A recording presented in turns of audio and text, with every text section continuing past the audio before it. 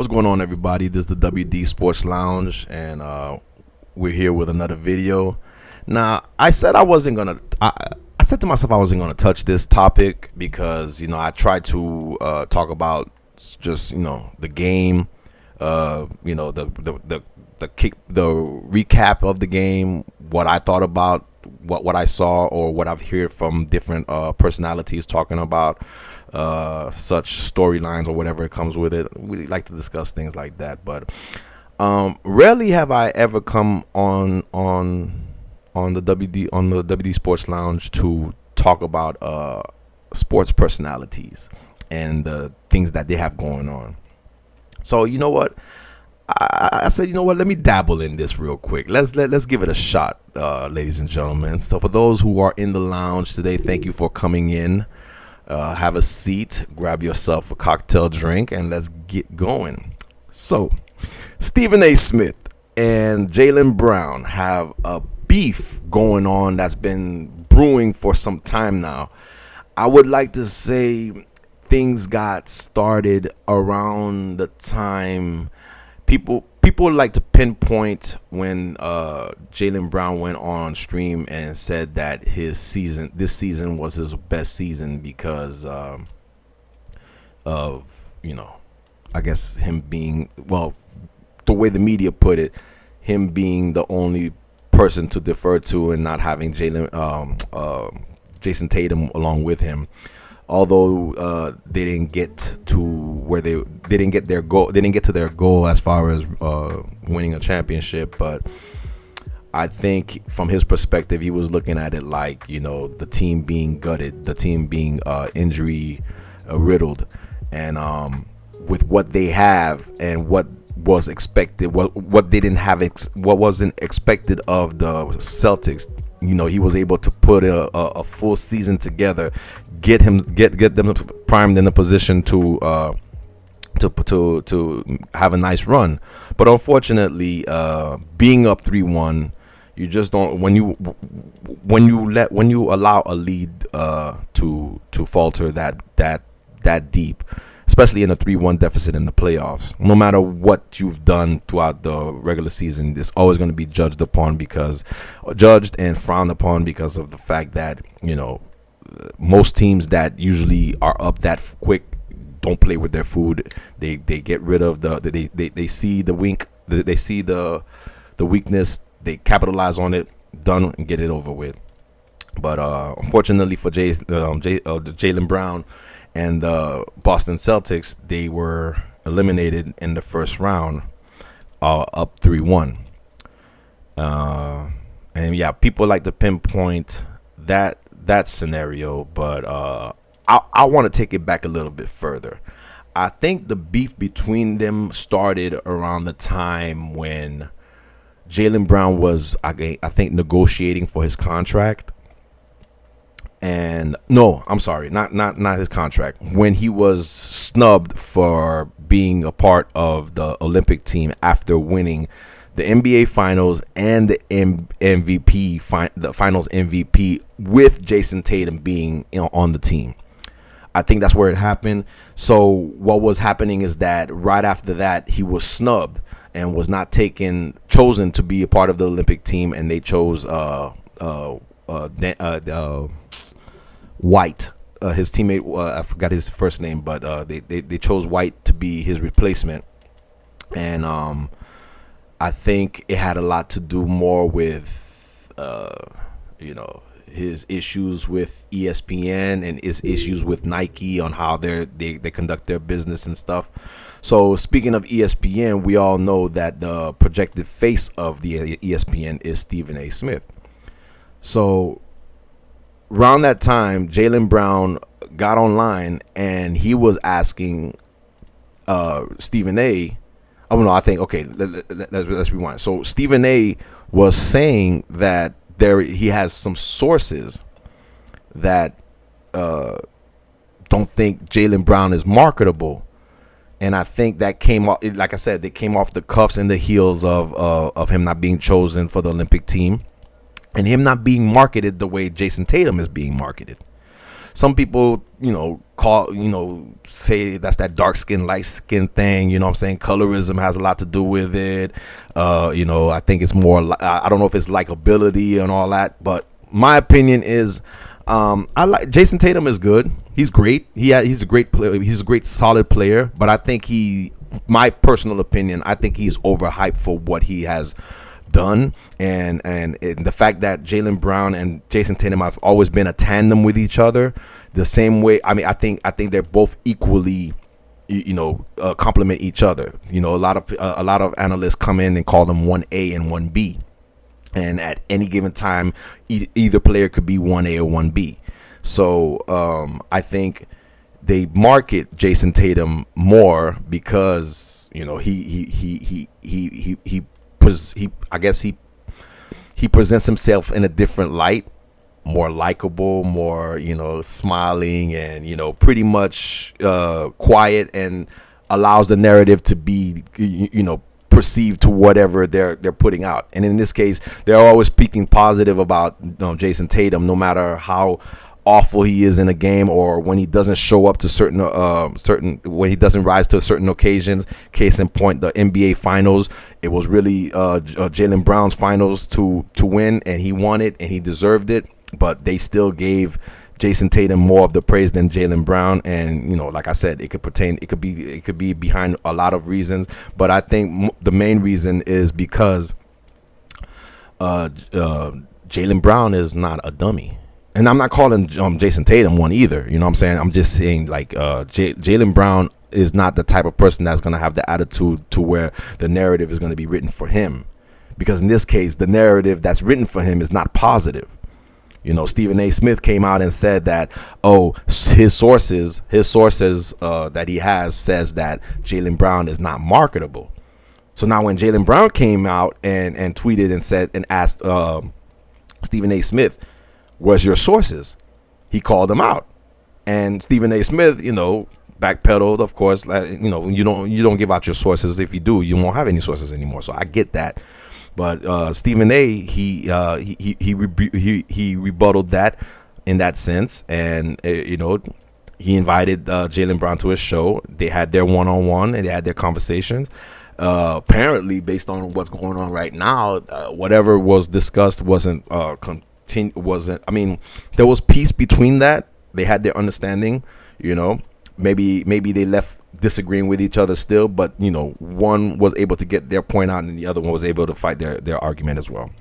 So now I think it started from there, and once they met up, they squashed it. It was all good. Now fast forward to this season when Jaylen Brown came out and said that's what reignited the whole thing.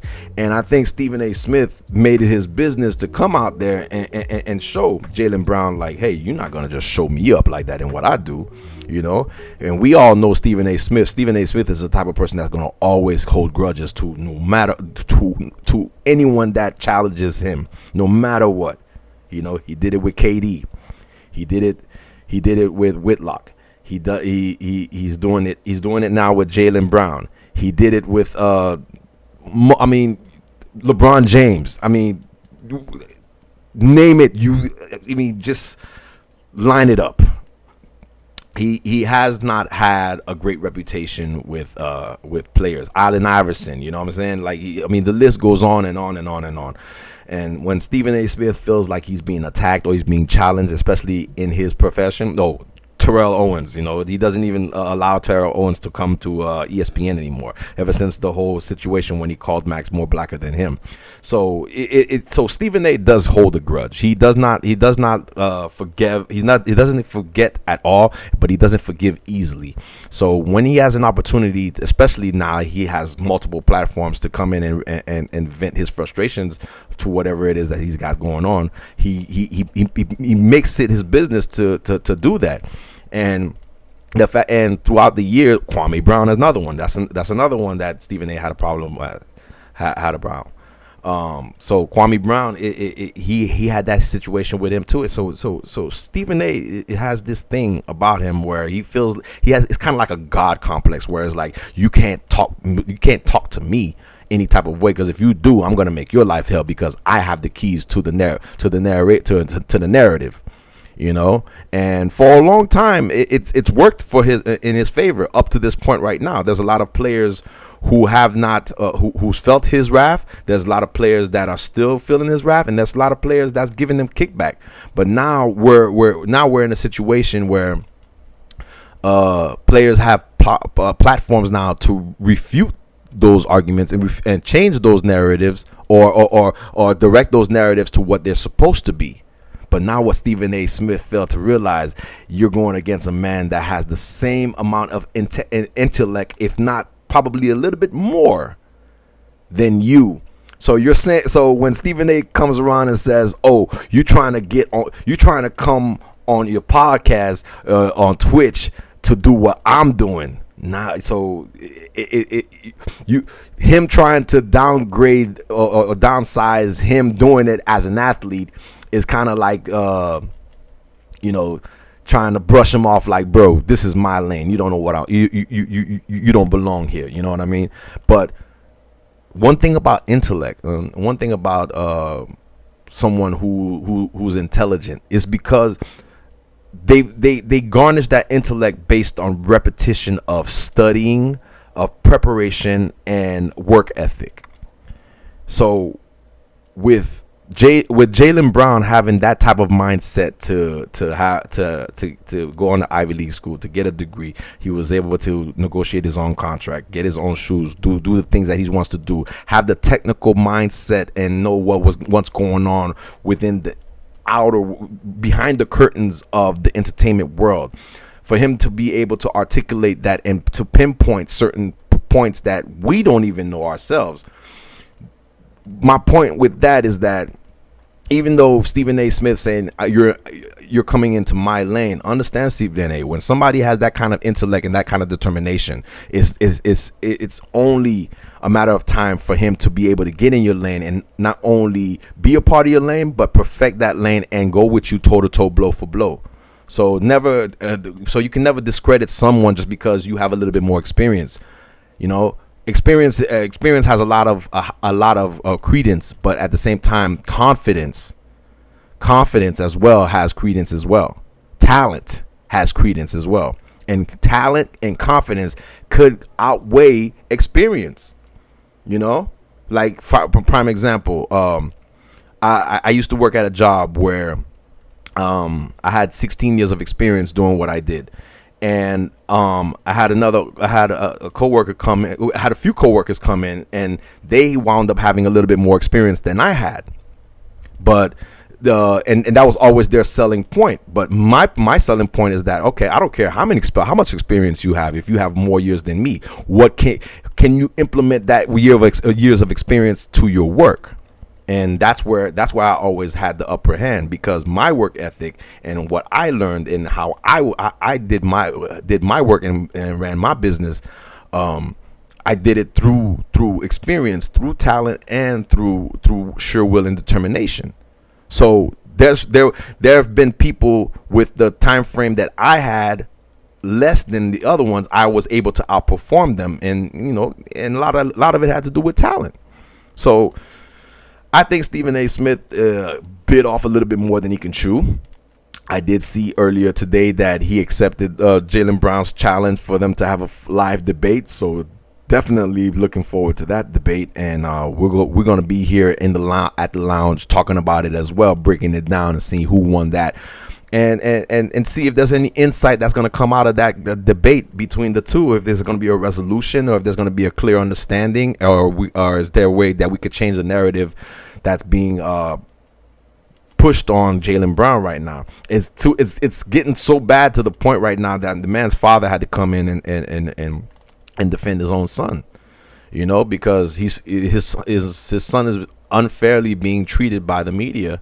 They're painting him to be a nuisance. They're painting him to be a locker room poison. Stephen A. saying that Jason Tatum doesn't even like him. Jason Tatum came to First Take before he went to his podcast. His teammates don't like him. People in Boston don't like him. And I'm here in Boston. I'm currently in Boston right now, and the word on the street is not people hating Jaylen Brown. People love this guy out here. This guy is very intelligent, and he's not in the NBA looking out for himself. He's in the NBA trying to make a difference in our society going forward. And when I say our society, I don't mean a certain demographic of people. I'm talking about society as human beings. This is the type of stuff he's on, and the fact that he's being demonized because of, I'm gonna just call it what it is, because he's too smart, because he's too intelligent. He's outsmarting the people that's supposed to be making the decisions around him. He's outmaneuvering these people. And now, when someone is too powerful and someone is in a position of power, and when you see somebody's on your tail, then you see that competition coming in, you're gonna take out your competition by any means necessary. That's the art of war. So at the end of the day, him being that decisive about certain subjects and certain situations in his life or in his business, for him to have that kind of awareness, the higher ups don't like that, because the higher ups likes to keep their people in place so that way they can keep the narrative flowing. But when a disruptor comes in and disrupts the whole flow, that's an issue, and they panic. So they throw out bits and pieces. And, just like he called out, he says he has a problem with Nike. He has a problem with Disney. Disney's owned by ESPN. ESPN, who's the face of the ESPN? Stephen A. Smith. So he says Stephen A. Smith is pretty much a puppet. He is told what to talk about. He doesn't have a free will to discuss what he wants to discuss. This is based on what Jaylen Brown is referring to when it comes to Stephen A. Smith and the system that's behind him. So now they finally have an opportunity to go one-on-one in a debate. I'm not sure what date that is. I'm gonna look more into later on. You probably don't tap into the Stephen A. Smith show. Make sure y'all check that out. It's a good podcast. Man, he may be a lot of things, but he's very entertaining. So make sure y'all give him a look out. Also, Jaylen Brown as well. Make sure y'all look for Jaylen Brown on Twitch, because I've heard a couple of his clips, and is very insightful what he's talking about. I really enjoy listening to him converse about certain topics. So that's my take on it, y'all. I think he is being treated unfairly, but it comes with like I said, when you're a disruptor, it comes with the territory. When the balance of power is being threatened, things are going to get shaken up. Powers that be will do whatever it takes to eliminate the competitions. That's why you see a lot of great people, that gets taken away too early in front of us. Before us a lot of it has to do with the balance of power being disrupted. So that's my take on it. So y'all let me know what you think. Leave it on the comment section. What do you think? What do you think Jaylen Brown is being treated unfairly? Do you think ESPN has an agenda to take him down? Do you think Stephen A. Smith is threatened by the intellect that Jaylen Brown possesses, by being called out in his own field to go against, because Stephen A. can't call out Jaylen Brown to go play one-on-one basketball with him. You know what I mean? Stephen A. is a basketball, even if he is a basketball player, you're not going to go call out no Jaylen Brown. But at the same time, Jaylen Brown came to your field and he's calling you out for a debate. And I don't think Stephen A. liked that. So that's why we're seeing the disrespect towards Jaylen Brown. But hats off to you, Jaylen Brown, for standing on your ground, standing on your principles, and being the person that you are. I may not have been, I'm not a fan, because I'm a Miami Heat fan, and growing up as a Miami Heat fan, we were always taught to hate the Boston Celtics. But go figure, here I am in enemy territory, quote unquote. But I like the city, I like the people, a lot of, and that's another thing too. When you travel and you go to different places, all the narratives that you've been taught to go with are not the narratives that are actually there. They're the bad things I've heard about Boston and stuff like that. Me being here for the last 5 years now, it's nothing like what I've heard.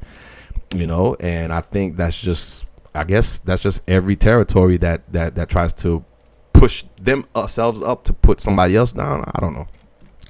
But like I said, I naturally was not a fan of Jaylen Brown, only because of me being loyal to my team, and my team not having the rivalry that we had with the Boston Celtics.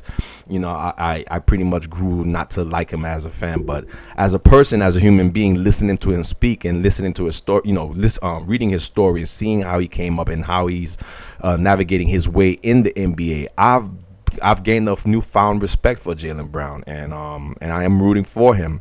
And the way they're treating him in Boston as far as the trade rumors. And here's the thing. It may not even be the organization that's doing it to him like that. It may just be the NBA itself. It may be it may be media driven, because Boston doesn't really put their business out there like that. When they're making moves and they're doing stuff, they like to work behind the scenes. Brad Stevens, I don't, you barely hear him speak. He doesn't talk about anything. If there was any quarrel between him and Jaylen Brown, I think he would be professional enough to address it to the media if he had to. But I don't think it's the organization that's giving Jaylen Brown the problem. I think it's more of the whole NBA and the media feeding the narrative that all these teams want to trade for Jaylen Brown. He's not going to be happy in Boston because they keep putting him in trade rumors, even at the fact that he won an MVP and won a championship for a team that didn't see a championship since 2008. So it's a lot of pieces that are like missing, a lot of pieces that are all over the place. So I'm just gonna sit back and just watch this whole thing, but I am rooting for Jaylen Brown wherever he doesn't end up at. If he stays here in Boston or if he goes to another team, man, I'm rooting for you, man. I hope you are able to bring that beast that you were talking about. They're gonna make you a monster. Bring that monster out and show it on the court, man. Because like I said, there's people out to get you, man. But the way you defeat that is by your play, man. Go out there, play hard, work hard, and dominate. That's all I can say about that. So leave your comments in the comment section, ladies and gentlemen. Thank you so much once again for tuning in to the WD Sports Lounge. Thank you for having a seat with us and listening to me chitter chatter about sports, all the stuff that's going on in sports. Thank you for the love once again. So make sure you like it, share it, subscribe, and tune in. Make sure your notification bell is on too, so that way when we drop, you could be right there in the middle of the conversation. Until then, this is the WD Sports Lounge signing off. I'll see y'all later.